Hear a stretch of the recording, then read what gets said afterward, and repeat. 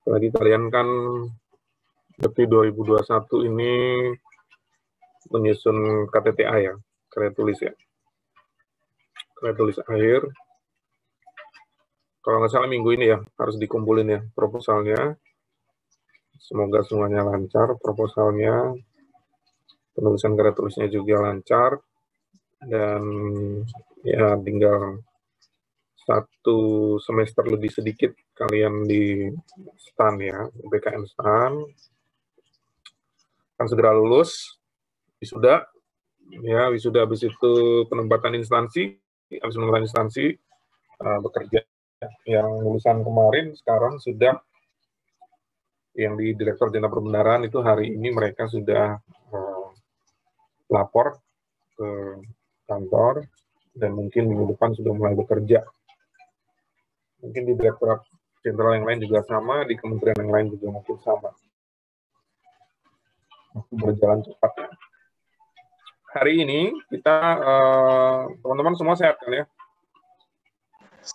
Ini satu yang belum masuk siapa nih? Ya, tolong di ini supaya segera bergabung. Teman-teman semua sehat, alhamdulillah ya.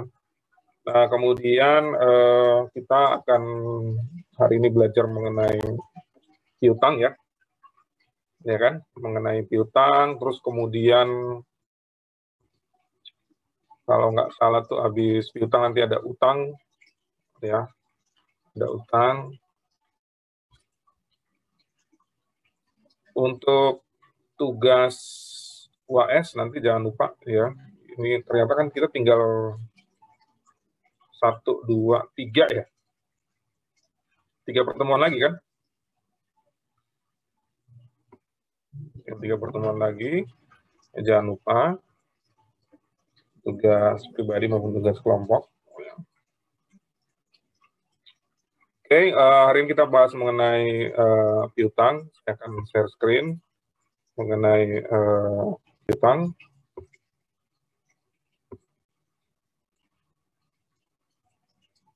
Sudah terlihat?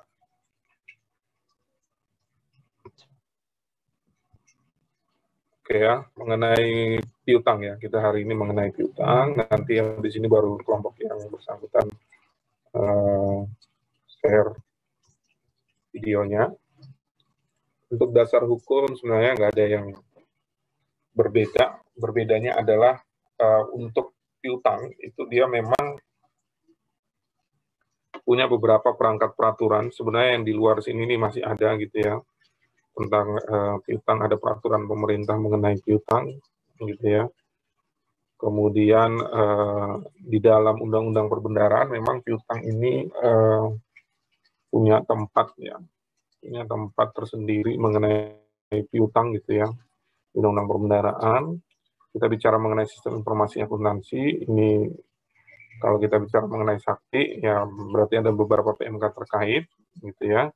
Kita bicara mengenai pengelolaan piutangnya, ada PMK 163 tahun 2020, pengelolaan piutangnya.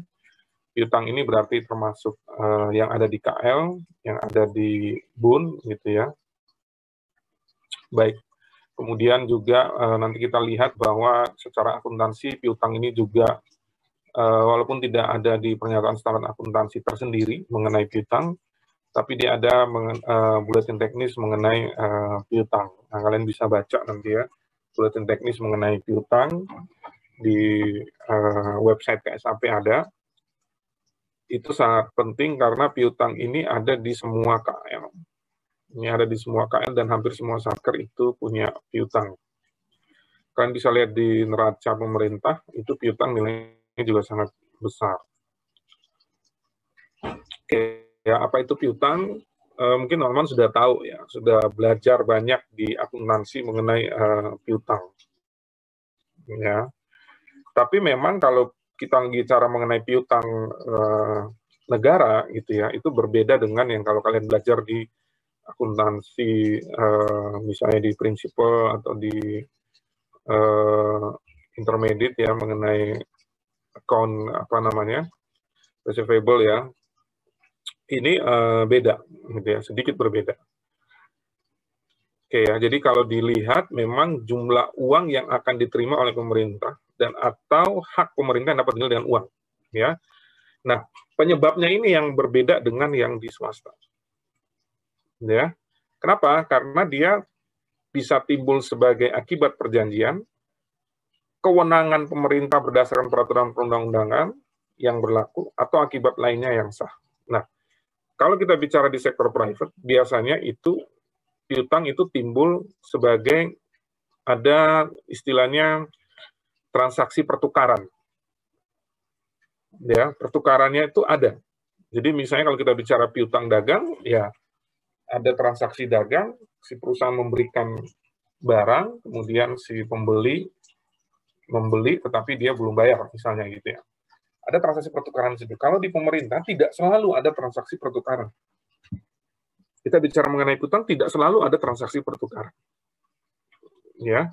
Makanya kemudian di sini disebut berdasarkan peraturan perundang-undangan yang berlaku, kewenangan pemerintah. Ya. Nanti kita lihat. Oke. Nah, bicara mengenai piutang, pengelolaannya memang ada di dua, BUN maupun di KL gitu ya. Tapi tugas BUN untuk pengelolaan piutang, dia punya tugas yang memang lebih dibanding dengan menteri pimpinan lembaga. Dia melakukan pengelolaan piutang secara efektif, efisien, transparan, dan akuntabel sesuai dengan peraturan perundang-undangan. Jenis piutangnya pun di BUN gitu ya, itu juga sangat bervariatif dibanding dengan KL. Kemudian BUN tentu dia punya kewajiban untuk rekonsiliasi, pemutahiran data piutang, dan kemudian nanti melaporkannya di dalam laporan keuangan pemerintah pusat, dan juga laporan keuangan pendahuluan negara, ya. Dan kemudian juga di lingkungan bendahara negara itu berarti Menteri Keuangan selaku BUN mengkonsolidasikan seluruh kegiatan terkait dengan pengelolaan piutang. Nah, di Menteri Pimpinan Lembaga berarti dia mengelola piutang yang ada di dalam lingkup kewenangannya. Ya, sama prinsipnya, mengelola piutang dengan efektif, efisien, transparan, akuntabel gitu ya. Kemudian ada rekonsiliasi juga. Nah, itu sama prinsip. Nah, pengelolaan piutang ini lingkupnya atau main bisnis utamanya dari pengelolaan piutang ya, itu mulai dari penatausahaan, penagihannya, penyelesaiannya, pembinaan, pengawasan, pengendalian, dan pertanggungjawabannya termasuk pelaporan di dalam laporan keuangan. Ya. Jadi ini lingkup yang ada di KL. Jadi waktu saat pertama kali piutang itu muncul, dia harus ditata usahakan. Ya, dicatat. Ketika dia dicatat, kemudian maka hak tagih itu melekat di situ, hak tagih tersebut yang harus ditagih. Kemudian bagaimana penyelesaiannya, dan kemudian pembinaan, pengawasan, pengendaliannya seperti apa. Ya. Kemudian untuk di kementerian lembaga, gitu ya, yang step paling pertama adalah, tadi kan kita bicara piutang itu hak negara. Dia memastikan bahwa hak negara itu memang ada, dibuktikan dengan apa, kemudian muncullah harus dibuat ya dokumen piutangnya. Ya, dokumen piutangnya itu harus dibuat yang menyatakan atau menginformasikan bahwa oke, ini pemerintah punya piutang. Ya. Maka kemudian dokumen piutang itu wajib ditata usahakan oleh kementerian lembaga. Oke. Termasuk juga dengan dokumen kepemilikan, jaminan, dan sebagainya. Ya. Kemudian dia juga untuk apabila tadi ada jaminan yang diserahkan, itu juga menjadi tanggung jawab Menteri Pimpinan Lembaga. Kemudian penentuan kualitas piutang, gitu ya, pembentukan penyisihan itu juga di Kementerian Lembaga. Tetapi tarif penyisihan piutangnya memang ditentukan oleh Menteri Keuangan. Ya, ditentukan oleh Menteri Keuangan. Kemudian tentu menyelenggarakan akuntansi dan pelaporan sehingga nanti dilaporkan di dalam laporan keuangan Kementerian Lembaga. Kemudian untuk penagihan, ya, jadi tadi kita bicara main bisnisnya, yang pertama adalah penatausahaan, kemudian penagihan. Nah, penagihan itu melekat. Ketika ada piutang, tidak boleh tidak ditagih, harus ditagih. Siapa yang menagih? Yang punya piutang. Kalau yang punya piutang Kementerian Lembaga, ya dia akan menagih. Ya. Nah, penagihan ini Ya, penagihan ini tentu berdasarkan dokumen piutang tadi. Ya, kemudian dokumen piutang tadi diterbitkanlah namanya surat tagihan. Jadi surat tagihan ini bagian dari dokumen piutang. Ya. Nah, surat tagihan ini nanti ada surat tagihan, kemudian ada surat tagihan kalau misalnya belum bayar ada surat tagihan berikutnya, kemudian ada surat peringatan dan sebagainya. Itu bagian yang harus dilakukan oleh kementerian lembaga. Ketika misalnya penagihan itu tidak bisa atau sudah optimal tetapi tidak dapat selesai, maka kemudian kementerian lembaga bisa melakukan optimalisasi piutang negara ini, ya. Salah satunya adalah dengan menyerahkan ke panitia pengurusan piutang negara (PUPN). Oke, next-nya. Nah, lingkupnya tadi setelah penatausahaan, penagihan, kemudian penyelesaian, ya. Penyelesaian ini adalah tindak lanjut dari penagihan tentunya. Jadi termasuk misalnya ya bagaimana dia melunasi, apakah secara sekaligus, secara cicilan gitu ya, dan sebagainya itu ada di dalam dokumen piutang gitu ya. Kemudian termasuk juga apabila kalau misalnya ada koreksi, ya ada koreksi, ada pembatalan, ada penghapusan, itu juga kementerian lembaga yang kemudian melakukan pengelolaannya gitu ya, ada bagian dari lingkup penyelesaian piutang. Oke ya. Nah, berikutnya adalah mengenai pembinaan, pengawasan, pengendalian dan pertanggungjawaban.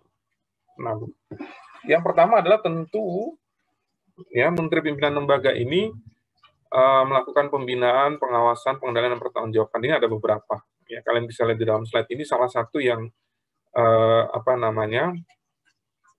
menurut saya yang paling termasuk yang menentukan bagaimana piutang itu dikelola dengan baik itu ya adalah justru malah yang paling tanggung jawab pengelolaan piutang di Menteri Pimpinan Lembaga ini adalah kalau saya itu yang nomor D. Tanggung jawab itu dimulai dari situ. Ya. Memastikan bahwa seluruh piutang negara mempunyai dokumen sumber dan dokumen pendukung. Ya, sehingga negara betul-betul strong punya kewenangan untuk kemudian melakukan penagihan itu. Ya, nah tentu dokumen piutang negara tadi dilandasi dengan peraturan perundangan yang berlaku gitu ya. Maka tadi saya sampaikan kewenangan pemerintah itu dalam peraturan perundang-undangan itu bisa menimbulkan piutang, tidak hanya selalu dengan transaksi pertukaran seperti yang terjadi di perusahaan swasta. Ya, maka kemudian tidak boleh juga negara sewenang-wenang menetapkan piutang. Ya, dia harus berdasarkan peraturan perundang-undangan. Ketika dia peraturan perundang-undangannya sudah sesuai, maka kemudian yang paling penting menurut saya adalah juga memastikan dokumen sumber dan dokumen pendukung yang handal dapat dipercaya sesuai dengan peraturan perundang-undangan. Ya, tidak boleh semena-mena dan kemudian sehingga wajib bayarnya itu kemudian melakukan pembayaran. Ya, dan ketika tidak dilakukan pembayaran atau pelunasan, maka kemudian ada konsekuensinya. Ya. Kemudian ketika sudah disetor, dibayar, kalau misalnya melalui bendahara penerimaan atau melalui langsung rekening kas negara, ya berarti KL juga ikut memastikan bahwa penyetoran penerimaan negara dari hasil penagihan piutang itu dapat dilakukan dengan tepat waktu. Ya, kalau tidak tepat waktu, apa yang dilakukan? Bisa dengan surat peringatan dan sebagainya. Kemudian untuk kualitas dan penyisian piutang, ada peraturan Menteri Keuangan yang mengatur mengenai ini, baik terkait dengan piutang negara bukan pajak maupun piutang perpajakan, itu ada sendiri aturannya. Piutang pajak beda dengan piutang negara bukan pajak. Kemudian rekonsiliasi iya, dan kemudian terbentuknya basis data piutang negara. Nah, ini basis data piutang negara secara elektronik, ini juga kemudian difasilitasi dengan Sakti ini ya sebenarnya. Oke, kualitas piutang tadi kalian mungkin sebenarnya sudah sering ya di dalam pelajaran akuntansi. Apa sih kualitas piutang? Kualitas piutang itu kalau katanya hampiran. Hampiran itu apa sih? Hampiran itu sebenarnya kalau saya adalah bagaimana ekspektasi sebenarnya. Ekspektasi dari si pemilik piutang terhadap yang punya kewajiban untuk melunasi piutang tadi. Ya. Jadi ekspektasi terhadap kepatuhan lah, kepatuhan membayar kewajiban oleh debiturnya. Kemudian penyisian piutang tidak tertagih, ini cara yang harus dibentuk sebesar persentase tertentu. Nah, ini berdasarkan kualitas tentu ya, berdasarkan ekspektasi. Oh, kalau yang ini pasti lancar nih, kalau yang ini kurang lancar, yang ini macet dan sebagainya. Piutang jangka pendek, jangka panjang, waktu yang dibatasi. Jangka pendek berarti 12 bulan atau kurang. Kalau jangka panjang berarti akan jatuh tempo sesudah 12 bulan. Oke, nah untuk klasifikasi piutang secara umum ya itu ada dua, jangka waktu dan penyebab timbulnya. Nah nanti kalian secara akuntansi kalian bisa lihat di Bultek tuh sebenarnya. Bultek itu nanti penyebab timbulnya itu diuraikan di situ ya. Nah secara jangka waktu tadi ya jangka pendek dan jangka panjang. Nah penyebab timbulnya ini ada pungutan, perikatan, tuntutan, perbendaharaan, dan ganti rugi. Nah ini sebenarnya pungutan ini juga nanti dibagi-bagi lagi sebenarnya ya. Pungutan ini nanti ada yang terkait dengan perpajakan, perizinan, dan sebagainya. Oke, kemudian ini piutang jangka pendek. Tadi berdasarkan waktu. Nah, jenis-jenisnya ini kurang lebih ada 8 ya secara umum. Ada 8.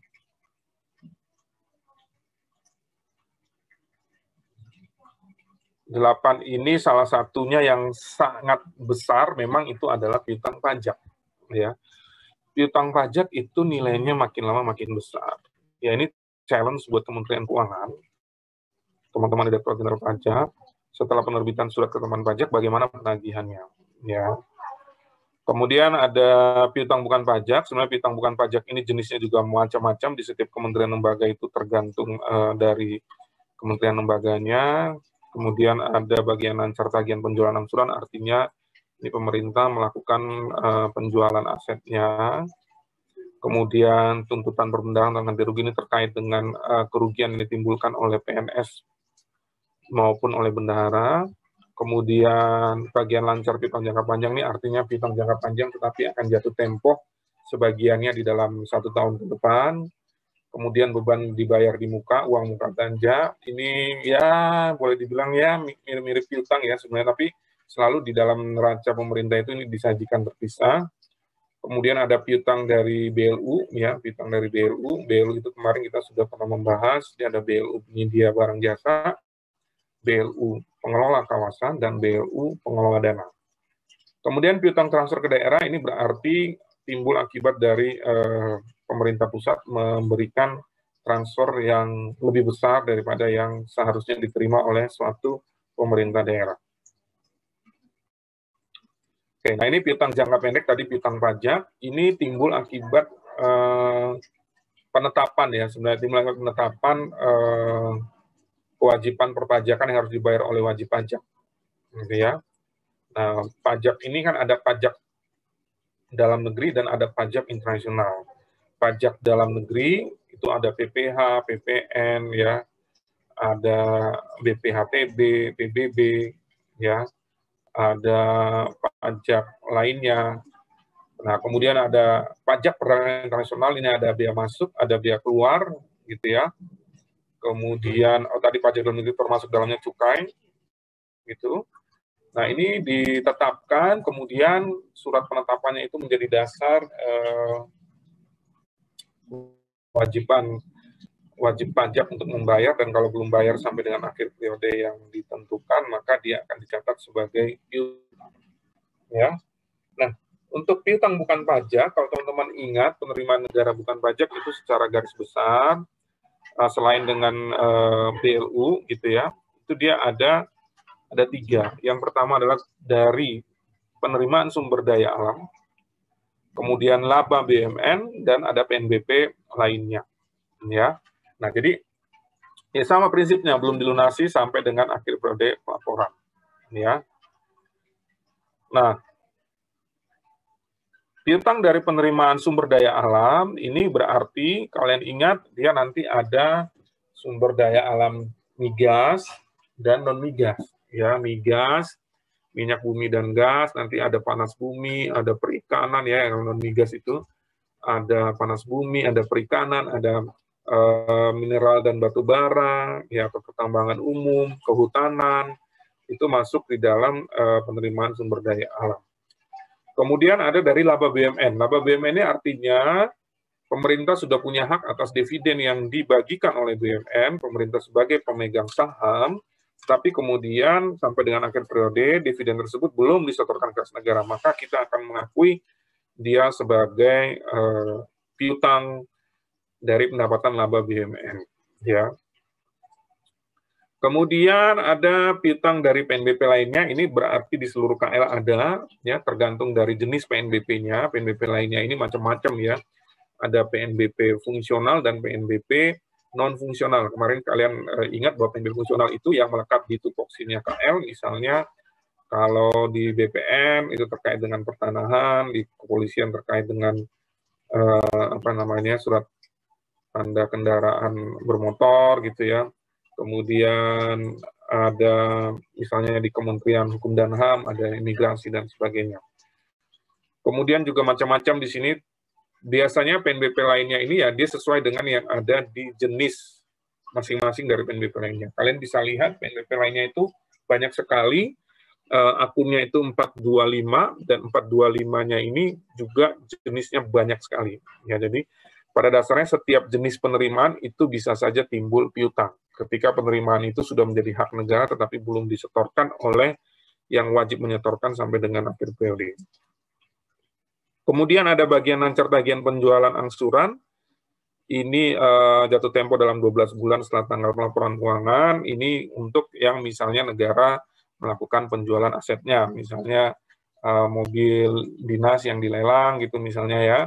Tapi cara pembayarannya dengan angsuran, atau negara melepas suatu aset, ya aset tetap misalnya berupa gedung bangunan, pembeliannya secara angsuran, itu bisa saja.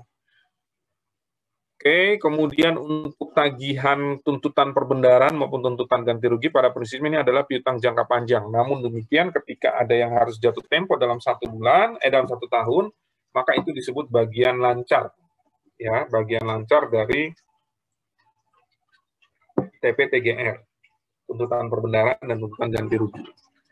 Kemudian ada juga bagian lancar dari piutang jangka panjang, artinya piutangnya ini memang secara dokumennya, perjanjiannya bahwa dia akan dilunasi lebih dari 1 tahun, tetapi kemudian ada bagian tertentu yang dalam tahun depan itu akan jatuh tempo, maka dia direklasifikasi sebagiannya menjadi bagian lancar piutang jangka panjang. Kemudian ada beban dibayar di muka uang kerja, piutang BLU. Nah, ini piutang BLU ini dari kegiatan operasional maupun operasional, masing-masing jenis BLU tadi punya piutang masing-masing, dari BLU kawasan, BLU penyedia jasa, dan BLU pengelola dana. Ya, misalnya contoh ya, BLU penyedia barang jasa, misalnya ya di rumah sakit ya dia juga punya piutang, ya, sesuai dengan jenis layanan yang diberikan oleh institusi rumah sakit tadi, universitas dan sebagainya. Kemudian untuk BLU pengelola kawasan, misalnya BLU pengelola kawasan Batam, ya, dia punya operasional dia adalah melakukan pengelolaan kawasan di Batam. Ketika dia punya aset, misalnya BLU Batam itu punya banyak sekali aset dalam satu kawasan itu. Asetnya biasanya dalam bentuk gedung bangunan dan tanah, kemudian itu disewakan atau dikerjasamakan ke pihak ketiga, belum membayar kewajibannya atas sewa ataupun kerjasama lagi, kemudian dia akan mencatat itu sebagai bagian dari piutang kegiatan operasional BLU pengelola kawasan. Ya.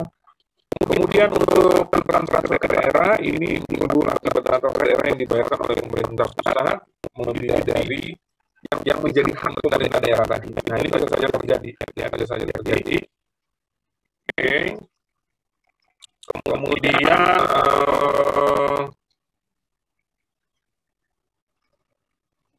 untuk piutang transfer ke daerah ini memang ada yang kemudian itu dikompensasikan dengan transfer ke daerah tahun berikutnya. Kemudian ada juga yang dibayar secara cash oleh si pemerintah daerahnya, kembalikan, ya. Ini bisa saja.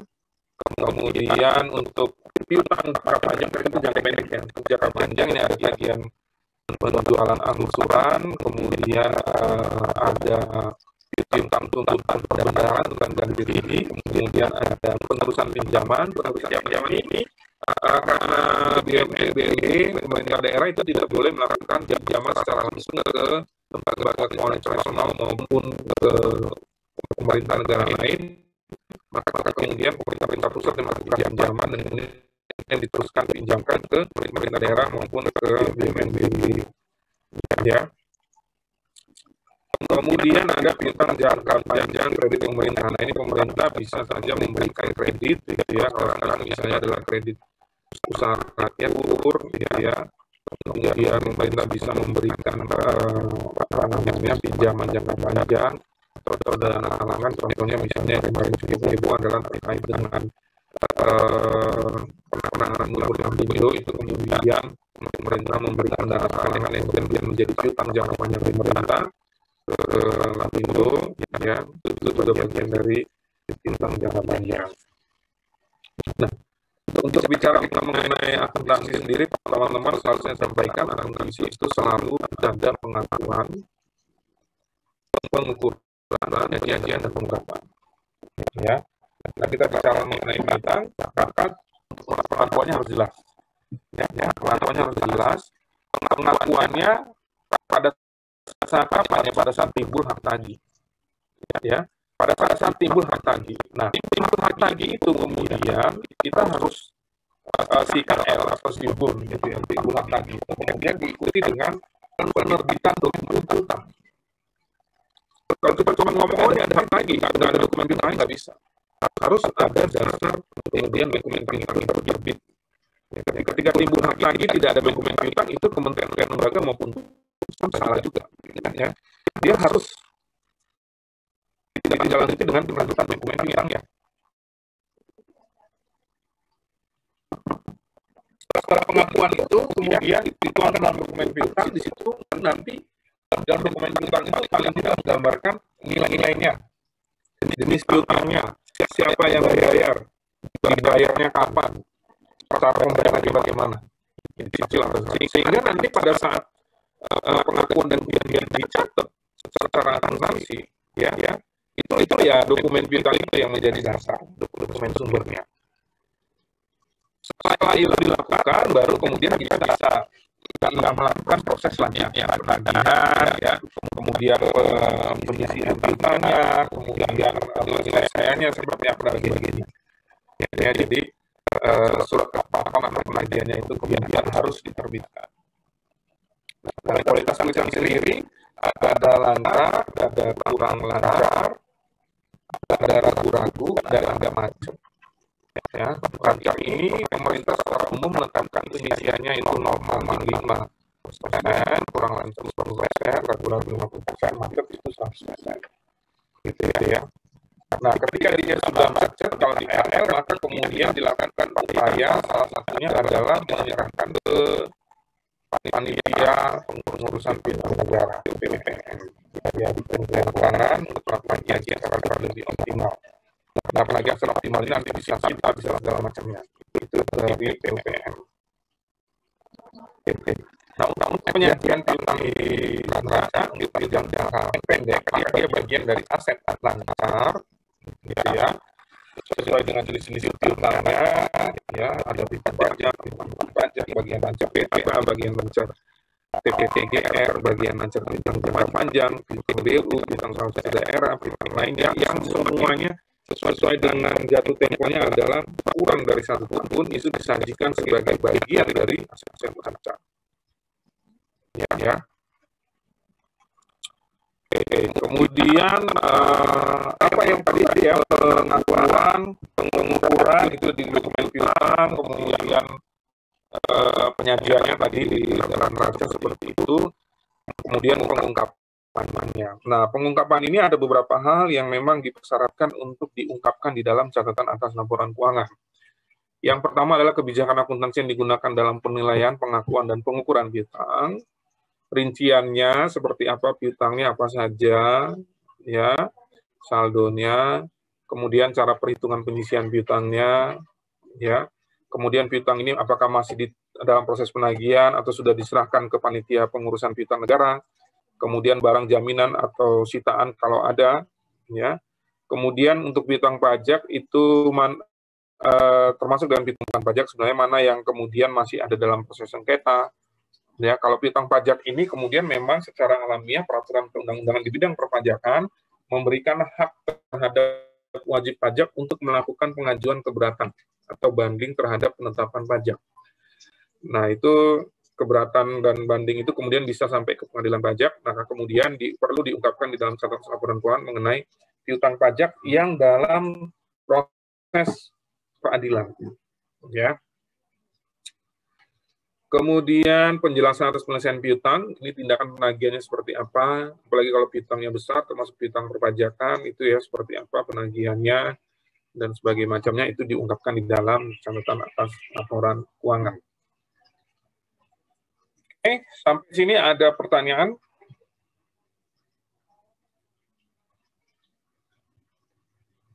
Tidak ada? Cukup? Nanti habis ini ada pertanyaan dari saya ya, ada latihan soal. Oke, kemudian di berikutnya teman-teman lihat di sini mengenai modul piutang gitu ya. Modul piutang ini kan memang difasilitasi atau bagian dari Sakti untuk melakukan penatausahaan transaksi piutang di Satuan Kerja Pengguna Sakti ya. Nah, dia mencakup piutang PNBP, kemudian tagihan penjualan angsuran maupun tuntutan perbendaharaan atau tuntutan ganti rugi. Sedangkan untuk piutang pajak, ini dia ada sistem sendiri, ya ada sistem sendiri yang dikembangkan oleh Direktorat Jenderal Pajak, gitu ya.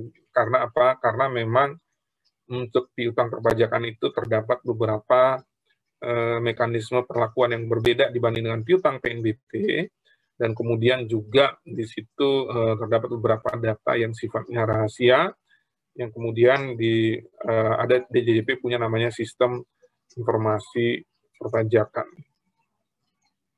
Oke, nah untuk ruang lingkupnya tadi itu ya, outputnya itu dia menghasilkan kartu piutang, ya kartu piutang ini berarti per debitur, kemudian ada kartu pengisian piutang tak tertagih per piutangnya, rekapitulasi piutang yang sudah lunas, laporan piutang jatuh tempo, kemudian transfer keluar, transfer masuk. Jadi piutang itu bisa transfer keluar, bisa transfer masuk. Misalnya gini, suatu pegawai dia punya tagihan, dia harus membayar tuntutan perbendaharaan atau tuntutan ganti rugi. Kemudian pegawai tadi dari Satker A pindah ke Satker B.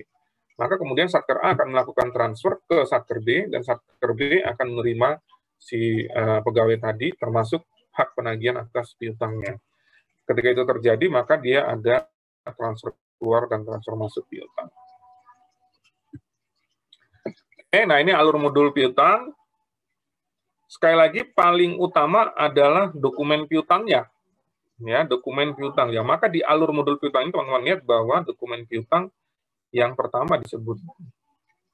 Ya. Oke. Nah, di gambar ini teman-teman bisa lihat bahwa nanti ya, dia akan juga berkaitan dengan modul GL dan pelaporan. Oke. Modul GL dan pelaporan. Nah, dokumen piutang ini kemudian dicatat, ya, mencatat piutang. Di situ nanti berarti ada referensi debiturnya yang harus diinput juga, ya, di dalam dokumen piutang itu kan ada ya, debiturnya siapa segala macamnya itu diinput. Kemudian ketika data piutang itu sudah terbentuk, nanti ketika ada surat peringatan segala macam ini juga diinput.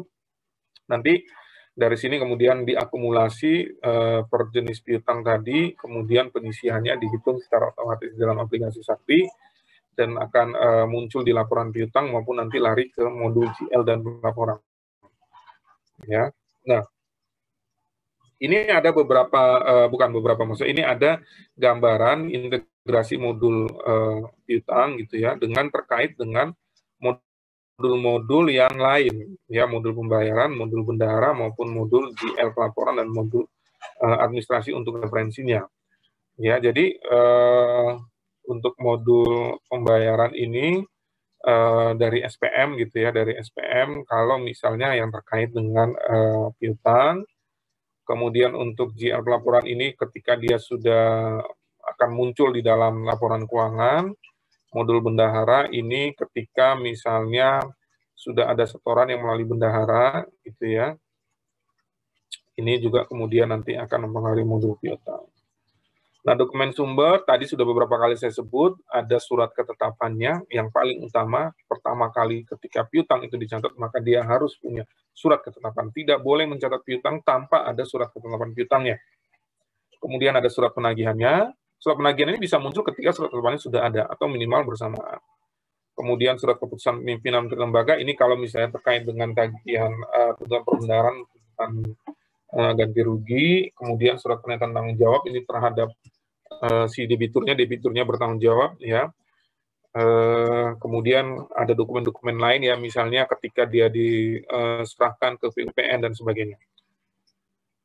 Oke, nah ini sama teman-teman, secara sistem berarti ada proses data masuk yang dilakukan oleh operator.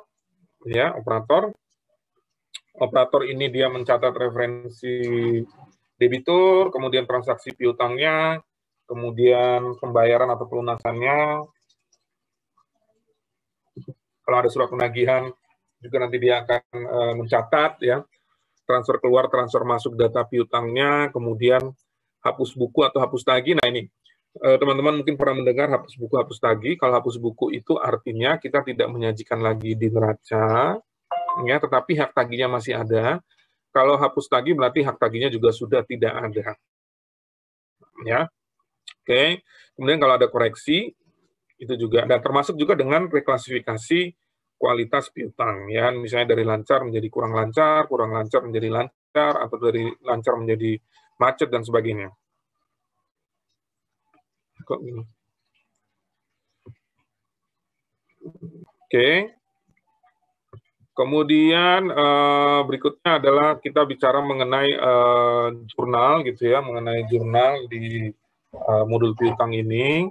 Itu dia pada prinsipnya kalau piutang itu adalah buku besar kas. Ya. Piutang adalah buku besar kas, piutang adalah buku besar akrual, tidak masuk ke buku besar kas karena pada dasarnya piutang itu kita bicara mengenai hak, bukan mengenai uang masuk. Ya, pada saat pengakuan itu kita bicara mengenai hak, tidak ada hubungannya atau tidak ada transaksi kas di situ. Ya, jadi gitu. Makanya kemudian dia masuk di buku besar akrual. Ya. Nah, di dalam transaksi modul piutang ini pasti ada pencatatannya, settlement atau pembayarannya, koreksi, penghapusan maupun penyisihan. Ya. Nah, itu semua di dalam buku besar akrual. Beberapa menu pada modul piutang gitu ya. Tadi ya, tugasnya operator berarti ada menu pasti terkait dengan referensi debitur. Ya, itu dilihatnya di mana? Di dokumen piutangnya.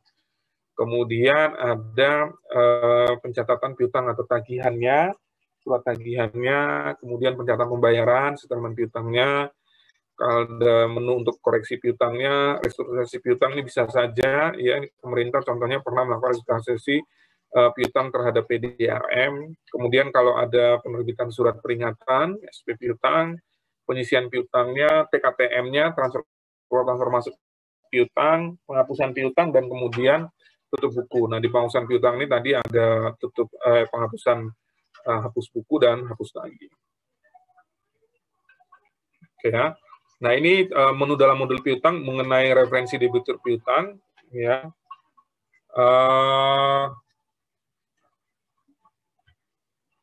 Si operator waktu menginput ini, teman-teman ya, memang tergantung jenis piutangnya ya.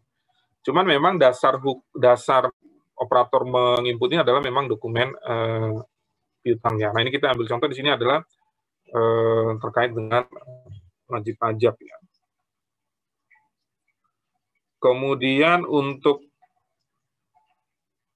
tadi kan kita bilang bahwa memang ada yang dia berasal dari pembentukan piutang baru, ada yang dia memang berasal dari piutang yang kemudian diserahkan dari suatu satker ke satker yang lain, gitu ya. Nah, ini pencatatan piutangnya. Jadi ini untuk yang piutang baru, ya, saldo awal piutang dan piutang dari hapus buku, ya. Ini piutang baru, saldo awal piutang, ya. Kemudian ada piutang dari hapus buku, ya. Ketika dia sudah dilakukan pembayaran. Nah, ini pencatatan piutangnya, ini ada informasi piutangnya, ini debiturnya ada identitasnya tuh ya. Kemudian nama, alamat, provinsi, kabupaten, kota, kecamatan, nomor piutangnya, tanggal mulainya, tanggal jatuh temponya, jenis piutang ya, kredibilitas piutangnya, dan sebagainya. Ya, ini juga di sini difasilitasi bahwa kalau misalnya di situ ada agunan, gitu ya, ada agunan.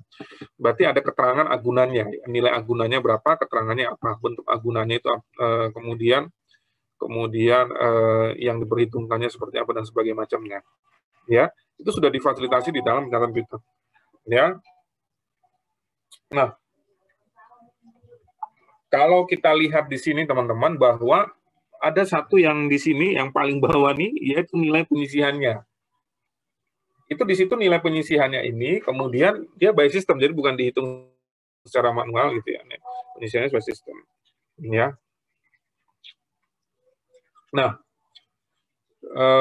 kita lihat di sini bahwa untuk piutang baru nih ya, misalnya ya, piutang TGR PNS non bendahara, berarti TGR tuntutan ganti rugi. Nah, ini 50 juta. Nah, ini dia akan input gitu ya, debitnya, kemudian debitnya ini adalah berarti hak atas negara, itu ya, hak negara sudah timbul, dia akan 15 ini berarti kan piutang, 425 ini melekat ke ini kode akun dari pendapatannya. Jadi kalau misalnya TGR, ya berarti dia pakai 425791. Ya, seperti itu. Kemudian saldo awal piutangnya ya kurang lancar, berarti nanti ada penyisihannya ya, penyisihannya itu 70 juta nih penyisihannya. Kemudian kalau misalnya sudah dilakukan pembayaran berarti ada yang hapus gitu ya. Misalnya gini, bisa saja piutang itu kemudian sudah dihapus bukukan ya, tapi kemudian si debiturnya itu bayar ya, si debiturnya itu kemudian membayar, bisa saja. Maka itu kemudian kita munculkan dulu piutangnya, kemudian uang masuknya itu kita akui sebagai pendapatan. Oke. Kemudian teman-teman lihat di sini bahwa untuk pembayaran piutang gitu ya, ada yang melalui apa namanya, kemarin kita belajar mengenai MPN gitu ya, mengenai MPN, ada yang artinya dia bisa bayar secara langsung, ada yang mungkin dia bayar memang melalui bendahara gitu ya, itu bisa juga. Jadi ketika dia melalui bendahara maka settlement SBS itu yang dipakai ya. Tapi kalau misalnya dia apa namanya tidak melalui bendahara, maka dia juga wajib memilih nomor piutang yang dijadikan dasar pembayarannya dan kemudian melaporkan ke bendaharanya. Kemudian ada juga yang melalui potongan SPM, ya melalui potongan SPM artinya dipotong langsung, misalnya tadi dari misalnya pegawai gitu ya, dipotong dari gajinya, maka kemudian dia ini pakai menu settlement via potongan SPM. Ya. Sebentar ya, saya jawab telepon dulu.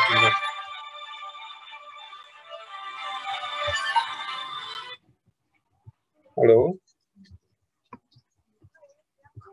Ya.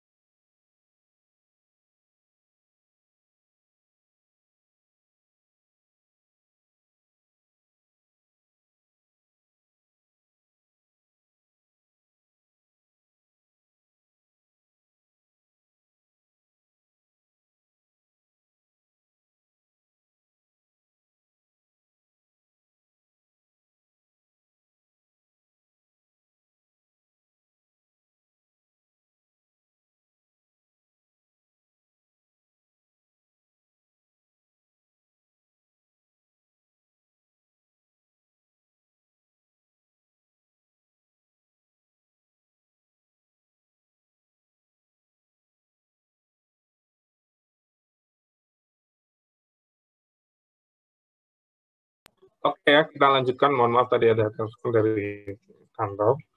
Oke, nah tadi ya melalui potongan SPM gitu ya. Jadi ketika misalnya dia dipotong dari terkait dengan SPM, misalnya ya dari gaji misalnya ya, maka kemudian itu urusannya bendahara nanti ya, memasukkan, memilih nomor piutang dan sebagainya. Oke, kita lanjutkan. Untuk koreksi piutang gitu ya, ini bisa saja pencatatan piutang itu kemudian dilakukan koreksi. Ya. Jadi bisa aja koreksi nilainya gitu ya, bisa kurang gitu ya.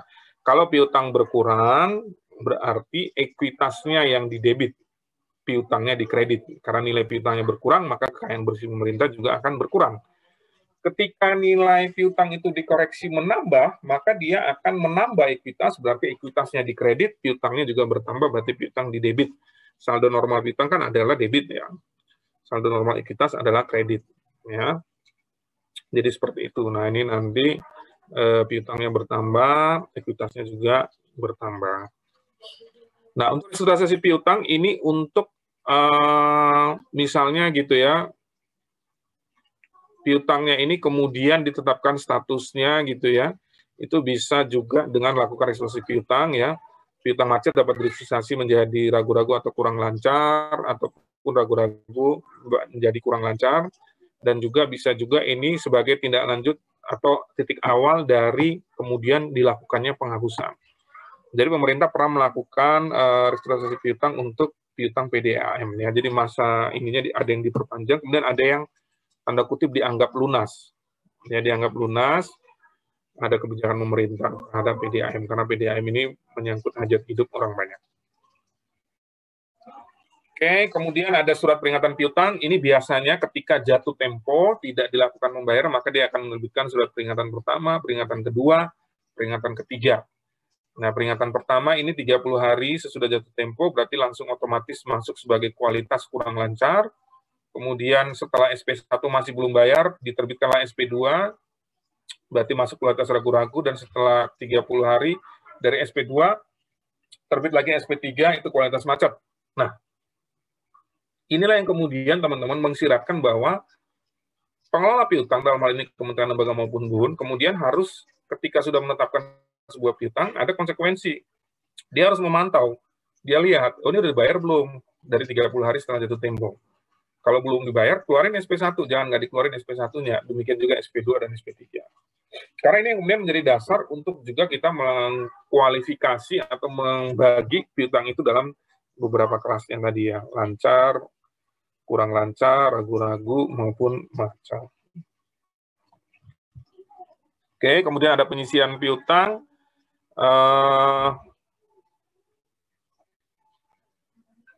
Nah, si piutang ini kemudian tadi dilakukan penyisian ini sebenarnya adalah ekspektasi. Ya, ekspektasi untuk bahwa kemudian aset kita itu disajikan dengan reliable mungkin gitu ya. Jadi kalau cuman ekspektasi ini didukung dengan tadi ada surat peringatan pertama, peringatan kedua, peringatan ketiga gitu ya. Nah, berarti kalau kita sudah mengekspektasikan itu akan macet gitu ya. Ketika macet, apa tindakannya selanjutnya? Gitu ya. Upayanya apa? Ya, apakah ada upaya luar biasa? Apakah ada upaya kemudian dilimpahkan ke PUPM? Ya. Oke. Kemudian untuk PKTM piutang, ini ada satker pemberi dan satker penerima. Berarti kalau satker pemberi, gitu ya, dia melakukan transfer keluar, piutangnya berkurang, berarti dikredit, gitu ya. Termasuk akumulasi penyisihannya. Kemudian saat menerima, dia akan menambah piutangnya, kemudian ada transfer masuk, ya. Itu. Nah, kemudian untuk penghapusan piutang, digunakan melakukan catatan penghapusan piutang. Nah, ini kemudian ada hapus buku, ada hapus tagih. Ya, hapus tagih logikanya pasti ada hapus buku dulu. Nah, hapus buku ini bisa karena misalnya sudah diserahkan ke PUPM, gitu ya. Nah, ada juga yang kemudian piutang itu dihapus lagi karena sudah diputuskan oleh pemerintah gitu ya, diputuskan oleh pemerintah bahwa dia itu harus tagih. Jadi kita pemerintah pernah gitu ya, ada misalnya terjadi bencana alam, kemudian usahanya dan orangnya itu hanyut semuanya gitu ya, atau meninggal dan usahanya hilang semuanya, itu kemudian dilakukan penghapusan, putusan pemerintah dihapus, baik hapus buku maupun hapus tagih sekaligus. Kemudian ada tutup buku, ini berarti bulan ke-6 dan bulan ke-12 gitu ya, itu untuk terkait dengan pelaporan di kita. Nanti masuk ke modul GL-nya itu sudah resume dari piutangnya. Nah, ini laporan piutang, ada piutang yang sudah lunas, kartu buku piutang ini detail ya, per nomor piutang, kemudian kartu pengisian piutang tertagih, ini juga per nomor piutang, teman-teman. Kemudian untuk rekapitulasi TKTM, rekonsiliasi piutangnya dengan GL, ya. Kemudian piutang jatuh temponya, ini juga ada di menu-menu yang di dalam laporan piutang pada sakti. Kemudian untuk beberapa hal yang perlu diperhatikan bahwa modul piutang tidak mencatat bagian lancar piutang jangka panjang, ya berarti ini dilakukan proses di luar ini. Kemudian dia melakukan pencatatannya melalui modul GL, ya. Kemudian piutang falas memang kita belum punya di sakti ini, modul piutang ini terkait dengan piutang yang falas. Jadi kemudian strateginya adalah dengan melakukan konversi terlebih dahulu. Kemudian interkoneksi sakti dan perpajakan, nah ini lagi kita lakukan supaya dia mengkonversi akun-akun yang ada di dalam aplikasi CESA pada DJBC dan sistem informasi DJP yang tadi saya sampaikan untuk piutang perpajakan, resume-nya itu masuk ke dalam sakti ya. Tapi data detailnya itu ada di dalam aplikasi yang di Bea Cukai CESA dan di DJP SI DJP ya. Ini beberapa ininya ya. Piutang perpajakan, ini ada STP dan macam-macam ya, surat ketetapan pajak kurang bayar, keputusan pelaksanaan putusan banding, pemberitahuan pajak terutang, ya, dan sebagainya. Nah, ini jadi interkoneksinya adalah sebenarnya dia masuk gitu ya, masuk ke dalam sakti. Ini sebenarnya sudah resume-nya, ya, sudah resume-nya. Summary lah, boleh dibilang kalau istilahnya data summary mutasi transaksi, ya data summary-nya yang dimasukin.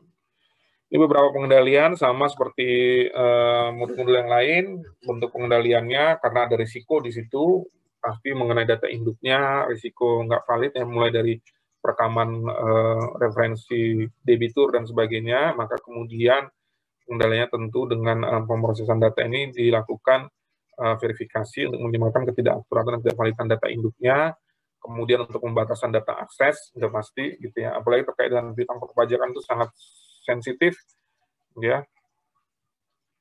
Backup data udah otomatis, ya. Sewaktu-waktu kita sudah punya mekanisme backup datanya, disaster recovery plan juga kita udah punya, gitu ya. Kemudian untuk masing-masing prosedur pengendalian penatasan piutangnya ini memang masing-masing KL memang harus punya SOP bagaimana dia melakukan pengendalian penata usahanya. Oke, saya rasa itu ada pertanyaan.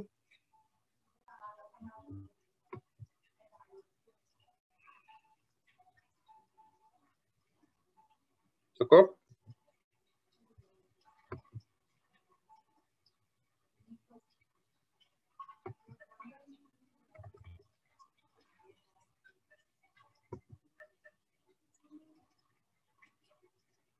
Ada pertanyaan, teman-teman?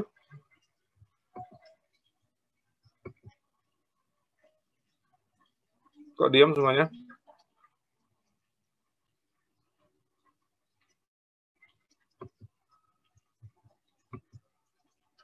Nggak ada?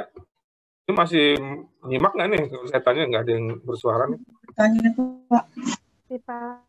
Oke.